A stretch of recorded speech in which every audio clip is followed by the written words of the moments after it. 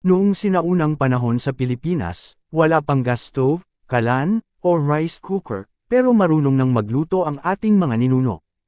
Ang unang paraan nila ng pagluluto ay ang apoy. Natutunan nilang ang pagkain na iniihaw ay mas mabango, mas masarap, at mas tumatagal. Dahil napapalibutan sila ng dagat, isda ang isa sa pinakaunang niluluto. Iniihaw nila ito direkta sa apoy o uling. Habang lumilipas ang panahon, natuklasan nila ang palayok.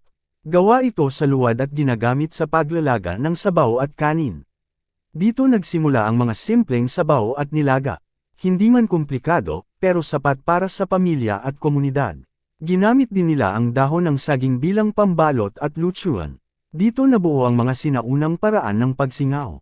Para hindi masayang ang pagkain, natuto silang mag-preserba. Isa dito ang pagpapatuyo ng isda sa ilalim ng araw. Natuklasan din nila ang pag-aasin.